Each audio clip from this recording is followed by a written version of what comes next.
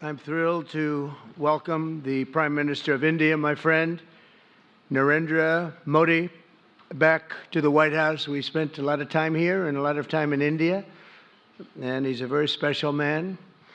Prime Minister, it is a pleasure to extend to you the same hospitality that you showed Melania and myself when we traveled to your beautiful country 5 years ago. It's hard to believe, so long ago, and it seemed like yesterday. It was beautiful. We opened the cricket stadium, 129,000 seats, I think the largest stadium in the world, and it was an incredible period of time. There is truly a special bond between the United States and India, and the world's oldest democracy and the world's largest democracy, and I believe the world's largest country in terms of the numbers of people.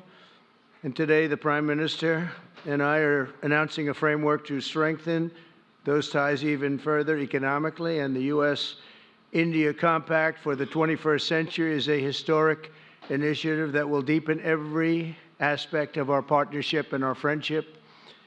Starting this year, we'll be increasing military sales to India by many billions of dollars. We're also paving the way to ultimately provide India with the F-35 stealth fighters. In 2017, my administration revived and reinvigorated the Quad security partnership. In our meeting today, the Prime Minister and I reaffirmed that strong cooperation among the United States, India, Australia, and Japan. And it's crucial, really, to maintaining peace and prosperity, tranquility, even in the Indo-Pacific. In addition, the United States and India will be working together like never before to confront the threat of radical Islamic terrorism, a threat all over the world, actually. Today, I'm pleased to announce that my administration has approved the extradition of one of the plotters and one of the very evil people of the world, and having to do with the horrific 2008 Mumbai terrorist attack, to face justice in India. So he's going to be going back to India to face justice. As we deepen our defense partnership, we'll also strengthen our economic ties and bring greater fairness and reciprocity to our trading relationship. As a signal of good faith, Prime Minister Modi recently announced the reductions to India's unfair, very strong tariffs that limit U.S. access into the Indian market very strongly, and really it's a big problem, I must say. India imposes a 30 to 40 to 60 and even 70% tariff on so many of the goods, and in some cases far more than that. And as an example, a 70% tariff on U.S. cars going into India, which makes it pretty much impossible to sell those cars. Today, the U.S. trade deficit with India is almost $100 billion, and Prime Minister Modi and I have agreed that we'll begin negotiations to address the long-running disparities that should have been taken care of over the last 4 years, but they didn't do that, in the U.S.-India trading relationship, with the goal of signing an agreement. And we want, we want a certain level playing field, which we really think we're entitled to, and he does also, in fairness. So we're going to work on that very hard, and we can make up the difference very easily with the deficit with the sale of oil and gas, LNG, of which we have more than anybody in the world. The Prime Minister and I also reached an important agreement on energy that will restore the United States as a leading supplier of oil and gas to India. It will be hopefully their #1 supplier. In the groundbreaking development for U.S. nuclear industry, India is also reforming its laws to welcome U.S. nuclear technology, which is at the highest level, into the Indian market. This will bring safe, clean, and affordable electricity to millions of Indians and tens of billions of dollars to the U.S. civilian nuclear industry in India. And under the framework we are announcing today, the United States and India are also joining forces to ensure that artificial intelligence and other advanced technologies are developed by the two of the most, really two of the most advanced nations, intellectually and otherwise technologically. Anywhere in the world, there's nobody very much closer. We have an incredible relationship there, and this is where it seems to be heading. and artificial intelligence, a very complex subject, but it seems to be where people want to be and they want to go, and we're leading right now by a lot, but other people will try to catch us. I don't know if they're going to be able to. We're going to make it available. We're going to make tremendous amounts of electricity available. We're going to let the people that are buying the electricity make their own electric plants, electric generation plants.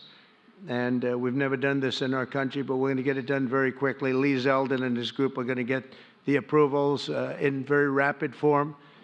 And we're calling it a national emergency, and that's exactly what it is. So we're going to remain at the top of the AI, or artificial intelligence, I think, for a long time to come, and we're going to be working very closely with India and other countries on that. But right now, we're the leader by quite a bit. Finally, we agreed to work together to help build one of the greatest trade routes in all of history. It will run from India to Israel to Italy and onward to the United States, connecting our partners by ports, railways, and undersea cables, many, many undersea cables. It's a big development. It's a lot of money going to be spent, and we've already spent some, but we're going to be spending a lot more in order to stay advanced and stay the leader.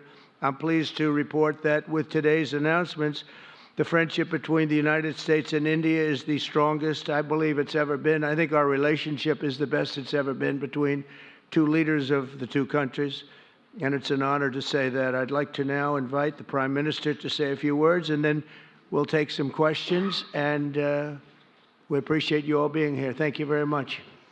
Thank you very much.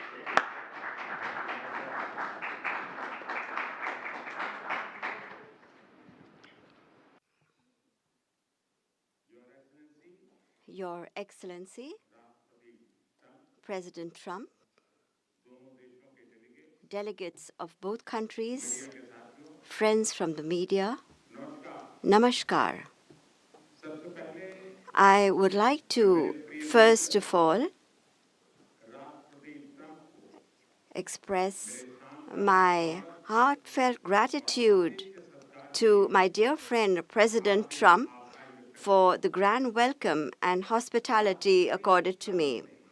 President Trump's leadership has been instrumental in nurturing India-US ties and making them vibrant. I could feel today the same enthusiasm, the same enthusiasm, the same energy, the same commitment that we had worked with during our first term.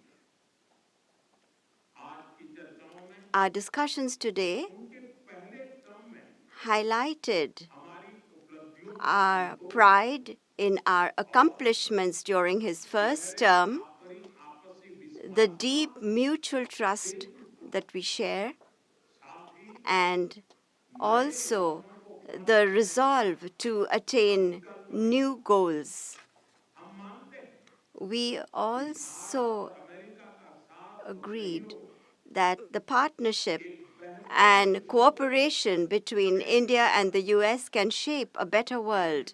Friends, the people of America are aware of President Trump's motto, "Make America Great Again," or MAGA.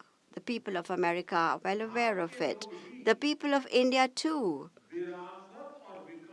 are focusing on both heritage and development as they move forward at a fast pace and with a firm resolve to ensure a developed India by 2047.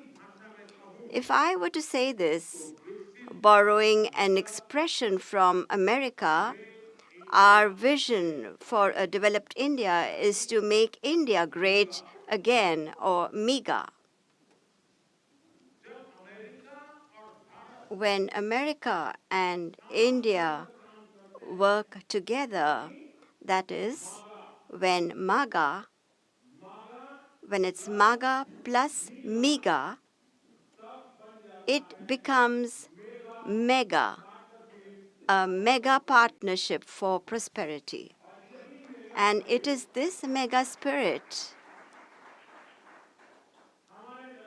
that gives new scale and scope to our objectives. Friends, today we have also set ourselves the target of more than doubling our bilateral trade to attain $500 billion by 2030. Our teams will work on concluding very soon a mutually beneficial trade agreement in order to ensure India's energy security. We will focus on trade in oil and gas, investment in energy infrastructure will also increase. In the area of nuclear energy, we also discussed increasing cooperation on small modular reactors. Friends, America plays an important role in India's defense preparedness. As strategic and trusted partners, we are moving forward actively towards joint development, joint production, and transfer of technology. In the times to come as well, new technologies and equipment will enhance our capacities. We have decided to launch the Autonomous Systems Industry Alliance and a defense cooperation framework for the next decade will be prepared. Defense interoperability, logistics, repair, and maintenance will also be its key components. Friends, the 21st century is a technology-driven century. Close cooperation in the area of technology between countries that believe in democratic values can give new direction, strength, and opportunities to the entire humanity. India and the US will jointly work in areas of artificial intelligence, semiconductors, quantum, biotechnology, and several other technologies. Today, we also agreed on trust, which stands for transforming relationships utilizing strategic technology. Under this, our focus will be on establishing strong supply chains for critical minerals, advanced materials, and pharmaceuticals. We have also decided to launch a recovery and processing initiative for strategic minerals like lithium and rare earths. We have had close cooperation with the US in the area of space. The Nisar satellite, developed with mutual cooperation between ISRO and NASA, will soon be flying into space on an Indian launch vehicle. Friends, partnership between India and the US strengthens democracy and strengthens democratic values and systems. We will work together to enhance peace, stability, and prosperity in the Indo-Pacific. The Quad will play a special role in this. During the Quad Summit, scheduled to be held in India this year, we will expand cooperation in new areas with our partner countries. Under the IMEC and I2U2, we will work together for the development of economic corridors and in the area of connectivity. India and US will stand strongly together in the fight against terrorism. We agree that in order to eliminate cross-border terrorism, we need concrete actions. And I'm very grateful to President Trump that he, in 2008, somebody who carried out genocide in India, that criminal is now going to be handed over to India, and I'm grateful to President Trump for this. And appropriate action will be taken in the courts in India. Friends, the Indian community living in the US is an important link in our relations. In order to further deepen our people-to-people ties, India will soon open new consulates in Los Angeles and Boston. These will be new consulates. We have invited American universities and educational institutes to open their offshore campuses in India. President Trump, I am grateful to you for your friendship and strong commitment towards India.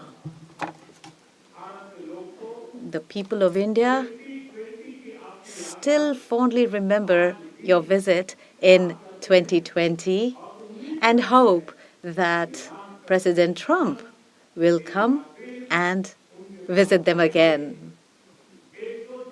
On behalf of 1.4 billion Indians, I invite you to visit India.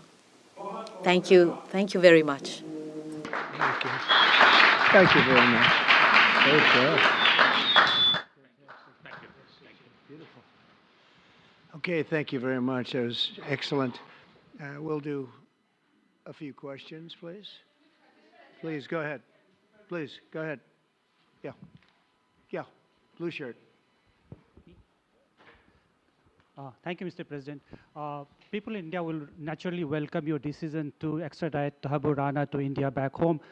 In that context, I would like to ask you a question about, in last few years, we have seen several groups in the US raising anti-India voice, calling about separation, terrorism activities in India. Do you think that should continue here in the US as well? You're going to have to go louder. Mr. President, people in India would be welcoming your decision to extradite Thakur Rana to... I can't understand a word he's saying. May I, sir? May I? May I, sir? Go ahead, back there. Mr. President, thank you. First, I want to ask Thank the you very Prime much. Minister a question. You and the President, you both spoke about combating ISIS. You both sounded very excited about this partnership upcoming. And I was curious, how much more confident are you with President Trump leading this country that there will be peace through strength and you will have a successful partnership with the United States versus with Biden's incompetence and weakness over the last 4 years?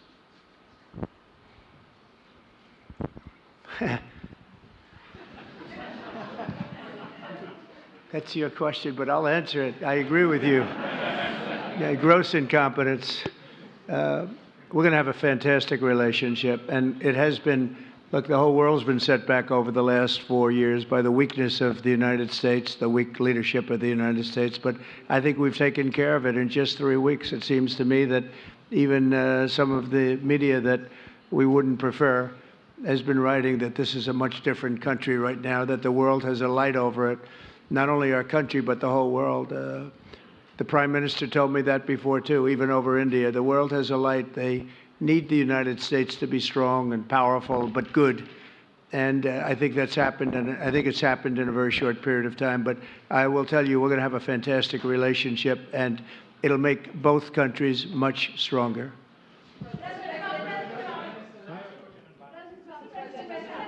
Yes, go ahead. please.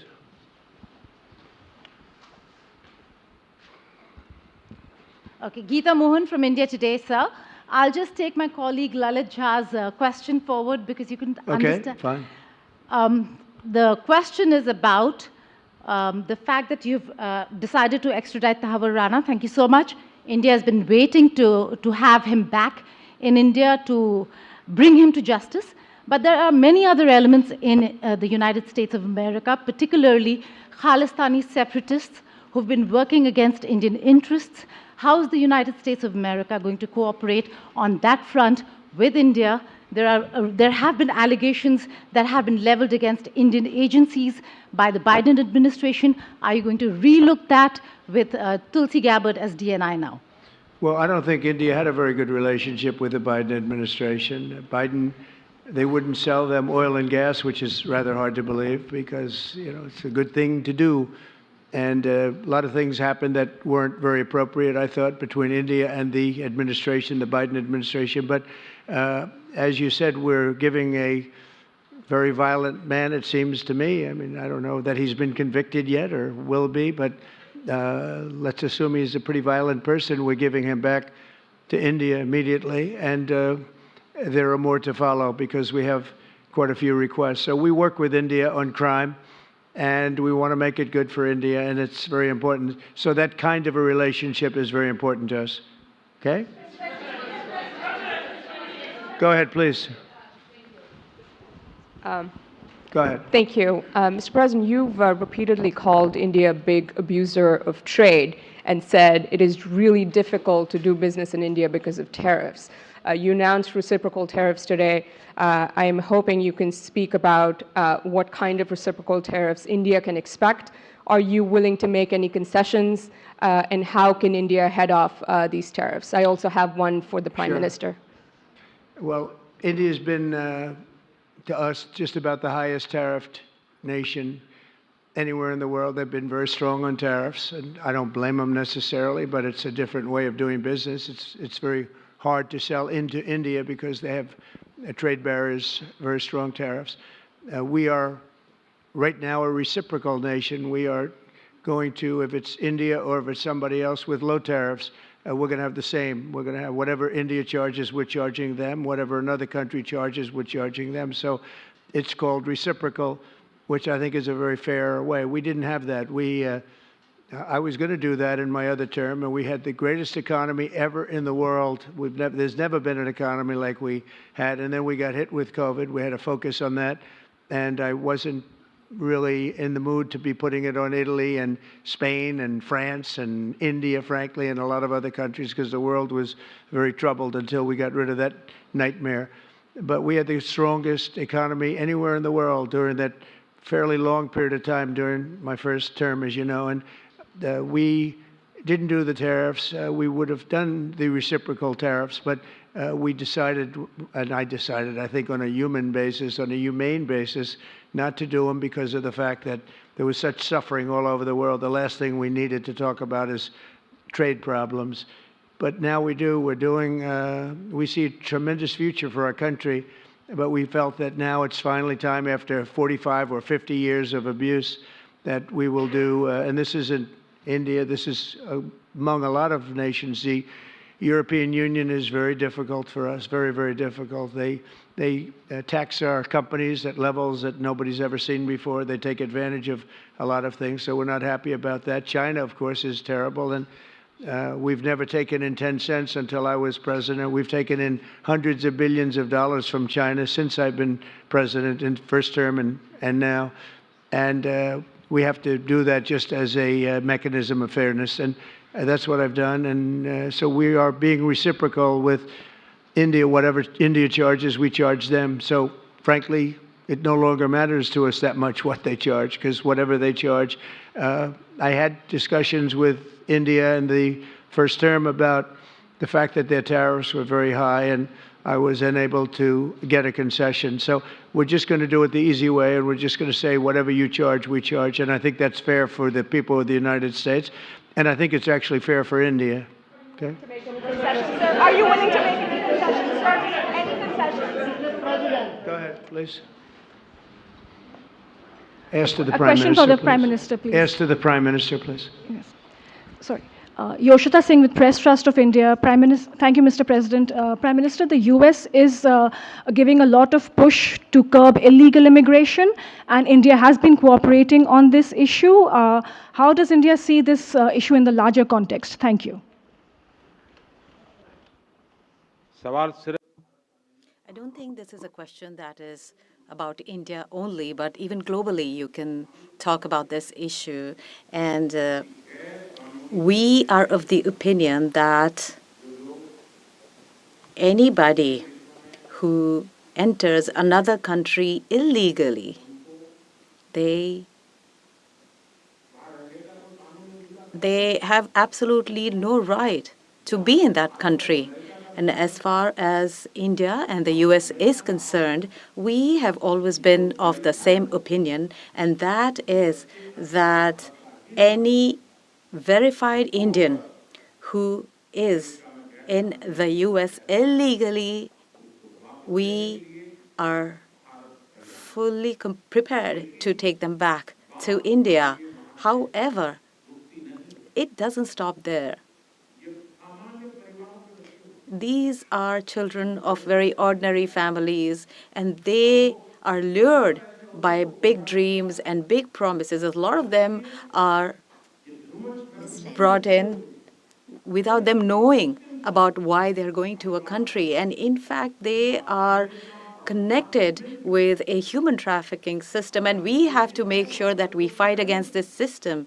As far as the US and India is concerned, I think what we should do is make efforts to make sure that we uproot these from within the system so that we can reduce or remove human trafficking.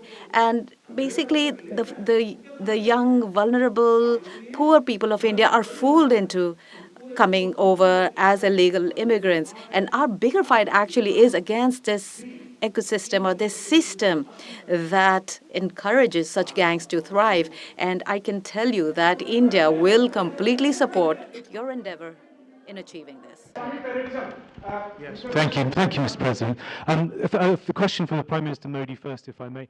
I wanted to ask you, did you discuss any possible business deals with Elon Musk during your meetings today, Mr. Prime Minister? And Mr. President, I wanted to ask you, today you spoke about hoping to have three-way talks with President Xi and President Putin. What would you say to European leaders and other allies who may be concerned that you're apparently more keen to speak to America's adversaries than to its allies? Thank you. Well, maybe I'll just go in first on this one. We had some talks, and we told the European Union, we told the NATO people, largely they overlap, you have to pay more money because it's unfair what we're doing. We're doing a tremendous amount more. We're probably $200 billion more going into Ukraine, using for Ukraine to fight. And Europe has not really carried its weight in terms of the money. It's not equitable. And we want to see a counterbalance. We want to have them put up more money. They have to do that. At the same time, we had a very good conversation with President Putin yesterday, and we also had a very good conversation. I did in both cases with President Zelensky, and I think we're going to be able to do something. I think we're going to be able to make a deal, and I hope so, because it's a horrible war. It's a very terrible, bloody war with 1.5 million soldiers at least already dead on the battlefield, lying all over the fields like nobody's ever seen anything like it, certainly since the Second World War. And so I think we're going to be able to do something. We're working with President Zelensky and with President Putin, and my impression is that I know that President Zelensky wants to make a deal, and I also feel that I know that President Putin wants to make a deal. I wanted to know that before I began any detailed discussions. But the meeting and the conversation, also the meeting with Steve Witkoff in Moscow, was a very successful one. And my phone call with him was a very successful one. Please.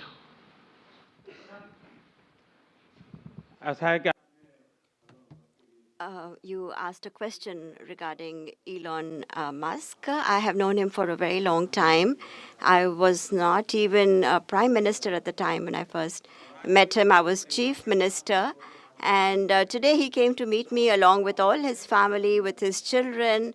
And so we had a nice discussion. As far as the EV is concerned, EVs are concerned, the the word EV has a copyright, and that is one person who has a copyright for the word EV, and that is Trump.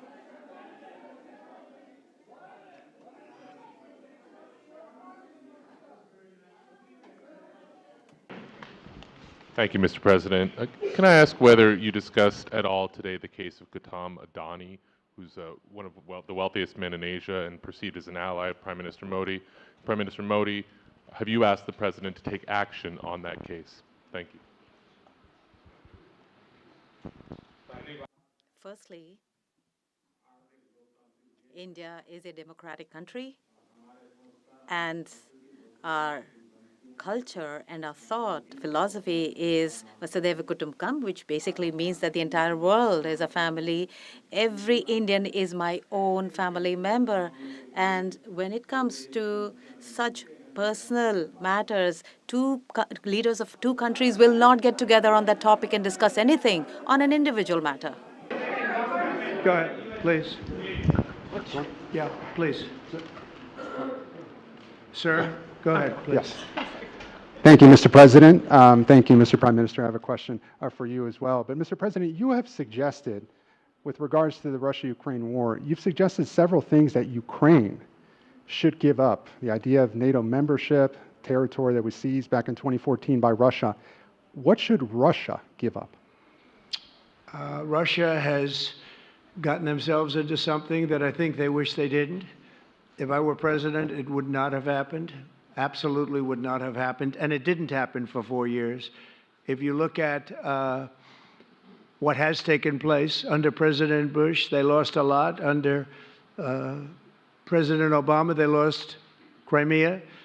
Under Biden, it looks like they could lose the whole thing. Under Trump, they lost nothing. Ukraine lost nothing. They didn't give up anything. And you take a look at the other three presidents surrounding me, they gave up a lot. I think that when you look at Ukraine and when you look at the mess that they're in, it's got to be ended and it's got to be stopped. Now, Russia's taken over a pretty big chunk of territory, and they also have said from day one, long before President Putin, they've said they cannot have Ukraine be in NATO. They said that very strongly. I actually think that that was the thing that caused the start of the war. And Biden said it, and Zelensky said it, and I think that was one of the reasons, one of the starts of the war. But from long before Putin, they said you cannot have Ukraine going in any way into NATO. And I start from that standpoint. I think everybody knew that. Now, if a better deal can be negotiated, if they are able to make a deal where they can do that, that's fine with me. I really don't care. I want that bloodshed to stop. I don't want to see, we have an ocean between us and the site we're talking about, the site of death. We're calling it the fields of death. We have a big ocean in between us. This is more important for Europe. We shouldn't be in. They have to equalize, and they're going to have to do it fast, but they have to equalize. But as far as the negotiation, it's too early to say what's going to happen. Maybe Russia will give up a lot. Maybe they won't. And it's all dependent on what is going to happen. The negotiation really hasn't started. But I will say, as far as NATO is concerned, from many years before President Putin, I will tell you that I've heard that Russia would never accept that. And I think Ukraine knew that because Ukraine wasn't in and never requested to be in until more recently. So that's the way it is. And I think that's the way it's going to have to be. Go ahead, please. All right, go ahead, please, with the tie. With the tie, yeah. Mr. President. Yes, go ahead, please. This is Saurabh Shukla from News Mobile. Mr. President, you spoke about Prime Minister Modi as a tough negotiator. Who was a tougher negotiator today and who has a better negotiating tactic when it comes to tariffs. Oh, he's a and much trade. tougher negotiator than me, and he's a much better negotiator than me. There's not even a contest. Okay?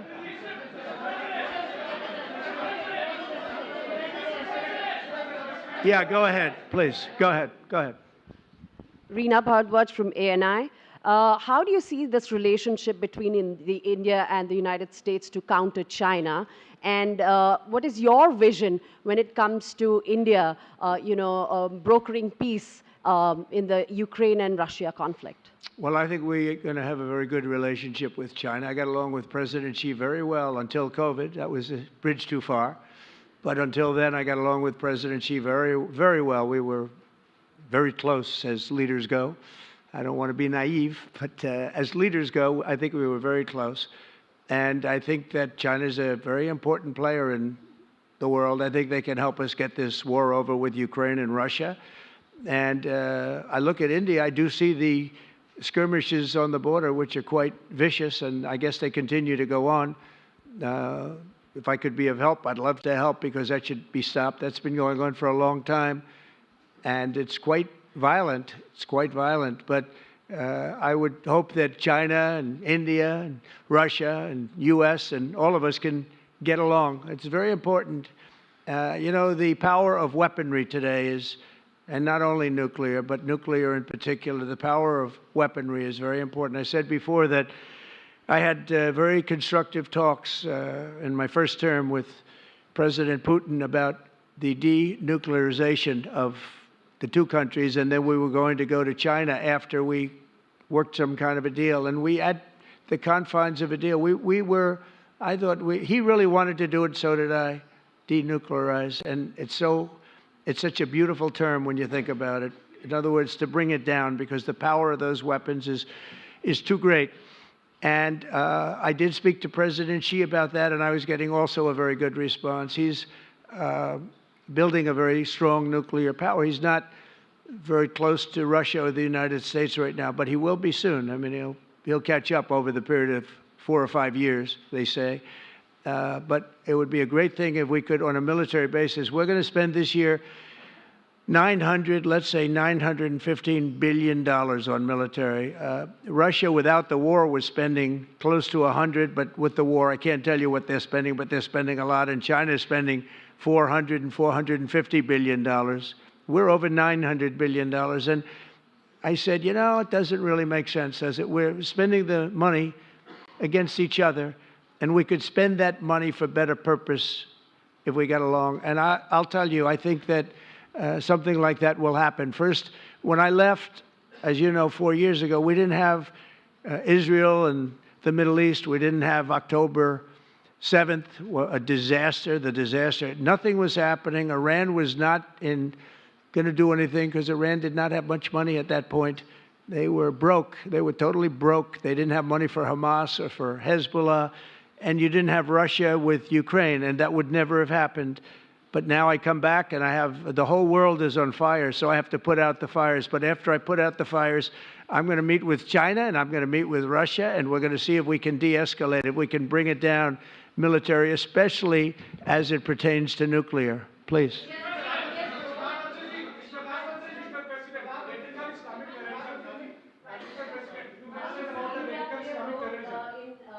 Mike, please.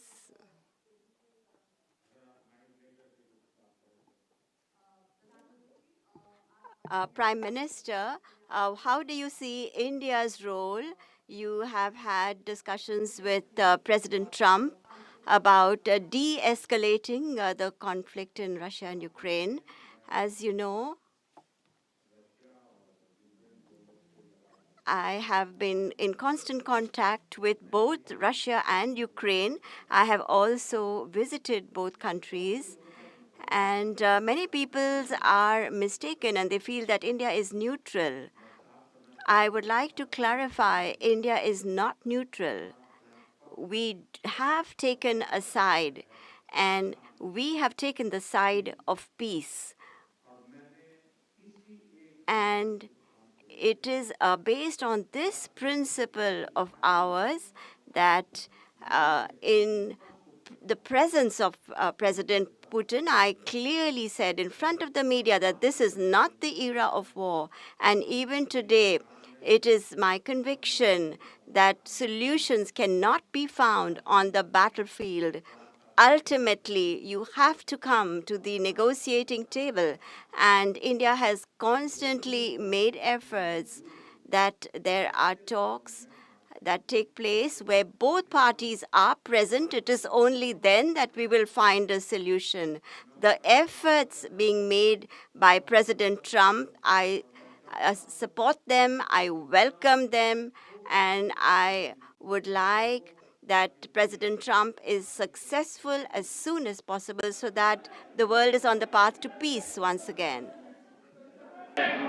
Everybody, thank you very much. Thank you very much. And I very much appreciate the Prime Minister visiting our great country, and I do really appreciate it. We have so much in common, and all we want to do is have peace, and we want to have strength, and we want to have lots of different things together. But the relationship with India